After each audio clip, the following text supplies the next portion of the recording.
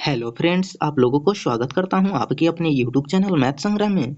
तो आज के वीडियो में हम लोग देखने वाले हैं क्यूब एंड क्यूब रूट से रिलेटेड इम्पोर्टेंट क्वेश्चन को, जो कि बीएसएससी एग्जाम के लिए बहुत ही इम्पोर्टेंट होगा।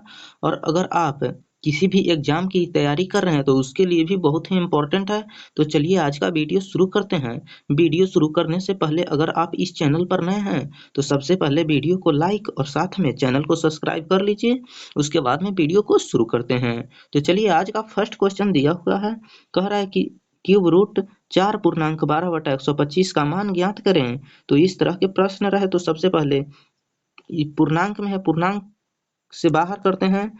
तो यहाँ पर क्यूब रूट है और 4 पूर्णांक 12/125 है। तो 125 में 4 से गुना करेंगे तो 500 हो जाएगा, और 500 में 12 जोड़ेंगे तो 512 हो जाएगा, बटा 125 है।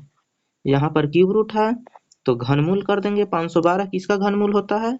तो आप लोग को पता ही होगा कि यह 8 का क्यूब होता है, और बटा 125, 125 5 का क्यूब होता है। तो इसका सही उत्तर 8/5 हो जाएगा। इसी को अगर पूर्णांक में चेंज किया जाए तो 1/3/5 आंसर हो जाएगा, जो कि ऑप्शन नंबर बी में दिया हुआ है। तो चलिए अब हम लोग नेक्स्ट क्वेश्चन को देख लेते हैं।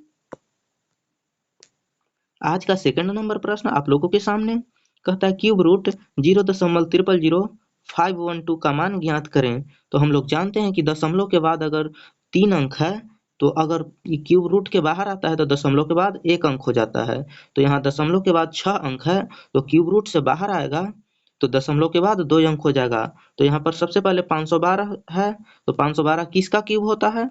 तो आप लोग को पता ही होगा कि 8 का क्यूब होता है 512, और दशमलव के बाद 6 अंक है तो यहाँ पर 0 दशमलव दे दिए। उसके बाद में दशमलव के बाद 2 अंक हो जाएगा, क्योंकि अगर क्यूब रूट के बाहर अगर करते हैं तो क्यूब रूट में अगर दशमलव के बाद 6 अंक है तो क्यूब रूट से बाहर दशमलव के बाद 2 अंक हो जाएगा। यानी 3 अंक अगर रहे क्यूब रूट में दशमलव के बाद तो 1 अंक आ जाता है दशमलव के बाद क्यूब रूट के बाहर लाते हैं तो इसका सही उत्तर 0.08 हो जाएगा, जो कि ऑप्शन नंबर सी में दिया हुआ है। तो चलिए अब हम लोग नेक्स्ट क्वेश्चन को देख लेते हैं। आप लोगों के सामने तीसरा नंबर प्रश्न दिया हुआ है। कहता है क्यूब रूट 0.002197 का मान ज्ञात करें। तो सबसे पहले हम लोग जान लेते हैं कि दशमलव के बाद अगर 6 अंक है तो क्यूब रूट से बाहर लाएंगे तो दशमलव के बाद 2 अंक हो जाएगा। अगर 3 को अंक रहे दशमलव के बाद तो क्यूब रूट से बाहर लाएंगे तो दशमलव के बाद 1 अंक हो जाएगा। इसलिए 2197, जो कि 13 का क्यूब होता है, तो 2197 के जगह पर 13 लिख लेंगे।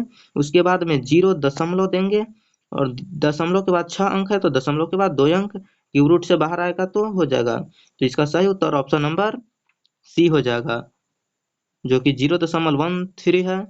चलिए अब हम लोग नेक्स्ट क्वेश्चन को देख लेते हैं। आज का चौथा नंबर प्रश्न आप लोगों के सामने दिया हुआ है।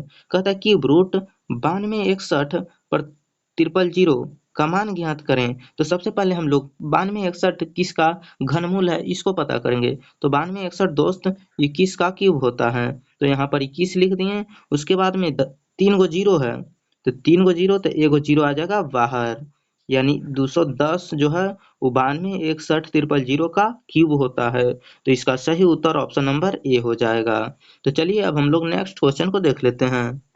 आप लोगों के सामने आज का 5वां नंबर प्रश्न दिया हुआ है। कहता है कि 500 में किस छोटी से छोटी संख्या को भाग दिया जाए कि भागफल एक पूर्ण घन हो। तो सबसे पहले 500 है दोस्त, तो 500 लिख लेते हैं। उसके बाद में किस छोटी से छोटी संख्या से भाग देने के लिए कह रहा है। तो सबसे पहले इसका गुणनखंड कर लेते हैं। तो 2 से लगाएंगे तो 250 हो जाएगा, फिर 2 से लगाएंगे तो 125 हो जाएगा, फिर अब 5 से लगाएंगे तो यहाँ 25 हो जाएगा, फिर 5 से लगाएंगे तो 5 आ गया। यानी हम अगर क्यूब रूट है 500, तो 3 गो में 1 गो बाहर होता है, तो यहाँ 3 को 5 है तो 1 गो 5 तो बाहर कर लेंगे सबसे पहले।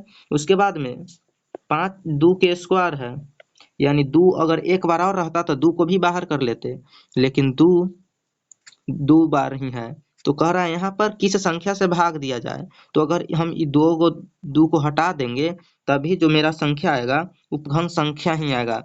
तो 500 में अगर हम 2 को 2 यानी 4 से भाग दे देंगे तब मेरा जो संख्या आएगा वो पूर्ण घन संख्या आएगा। या फिर 4 में अगर हम 2 से गुना कर लेंगे, इसमें एक 2 से गुना कर लेंगे तो फिर भी घन संख्या आएगा, पूर्ण घन संख्या आ जाएगा। लेकिन यहाँ भाग देने की बात कर रहा है तो 4 से भाग दे देंगे तो जो मेरा संख्या आएगा वो पूर्ण घन संख्या हो जाएगा, जो कि ऑप्शन नंबर बी में है, 4 से भाग देने पर। चलिए अब हम लोग नेक्स्ट क्वेश्चन को देख लेते हैं।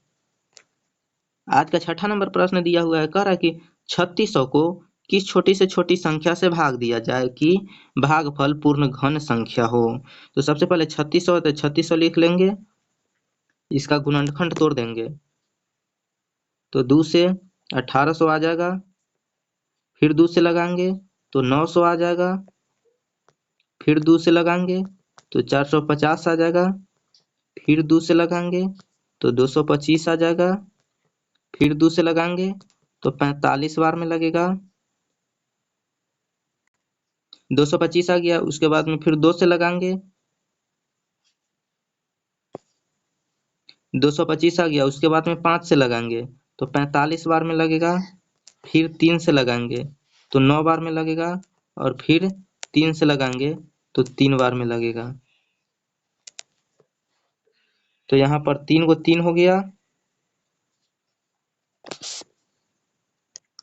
तो सबसे पहले हम लोग यहाँ 3600 को तोड़ लेंगे। तो यहाँ पर 3600 है, इसको सबसे पहले 2 से भाग देंगे तो 1800 आ जाएगा।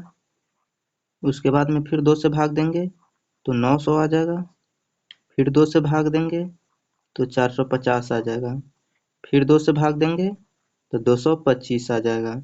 अब हम इसको 5 से भाग देंगे तो 5 से भाग देंगे तो 45 आएगा, और फिर इसको 5 से भाग देंगे तो 9 आएगा, और फिर अब 3 से भाग देंगे तो 3 आ जाएगा। तो सबसे पहले हमें पूर्ण घन संख्या निकालना है, तो 3 को जोड़ा लगाएंगे तो यहाँ पर 3 2 हो गया।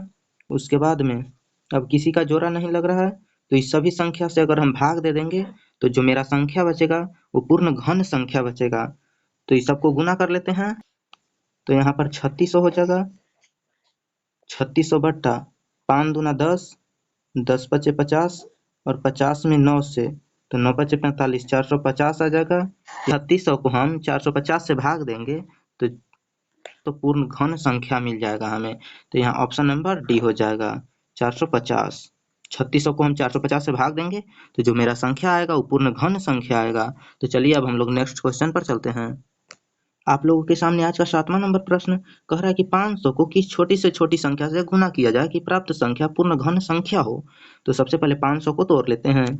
तो यहाँ पर 500 है, 2 से लगाएंगे तो 250 आ जाएगा, फिर 2 से लगाएंगे तो 125 आ जाएगा, फिर 5 से लगाएंगे तो 25 आ जाएगा, और फिर 5 से लगाएंगे तो 5 आ जाएगा।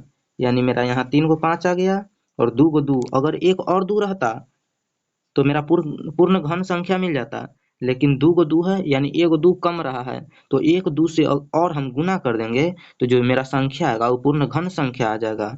यानी 500 को हम यहाँ पर 2 को 2 है, एक और 2 से गुना कर देंगे, यहाँ पर एक 2 से गुना कर देंगे तो जो मेरा संख्या आएगा पूर्ण घन संख्या आ जाएगा। यानी 2 से गुना करने पर, अगर 2 से गुना कर देंगे तो पूर्ण घन संख्या आ जाएगा। आज का 8वां नंबर प्रश्न बोल रहा है कि 4 अंकों की बड़ी से बड़ी संख्या जो पूर्ण घन हो। तो 4 अंकों की सबसे बड़ी संख्या 9999 होता है। तो यहाँ पर लिख लेते हैं 9999। इससे छोटा हमें देखना है क्योंकि अगर इससे एक भी ज्यादा होगा तो 5 अंक में चला जाएगा। हमें 4 अंक की बड़ी संख्या निकालना है। तो 4 अंक की बड़ी संख्या इससे ठीक नीचे 9261 होता है, 9261, जो कि यह 21 का क्यू होता है। 9261, तो यहाँ पर सही उत्तर ऑप्शन नंबर बी हो जाएगा 9261। अगर 5 अंकों की छोटी संख्या बोलता तो सीधे 21 से एक 22 जाते, 22 का अगर क्यू देखा जाए तो 10 648 होता है, जो कि 22 का क्यू है। तो अगर 5 अंक की छोटी संख्या कहता तो 10 648 ले लेते, लेकिन 4 अंक में पूछा है तो 9261 हो जाएगा। तो चलिए अब हम लोग नेक्स्ट क्वेश्चन को देखते हैं। यहाँ पर आज का 9वां नंबर प्रश्न दिया हुआ है, कह रहा है कि 5 अंकों में सबसे छोटी संख्या जो पूर्ण घन हो।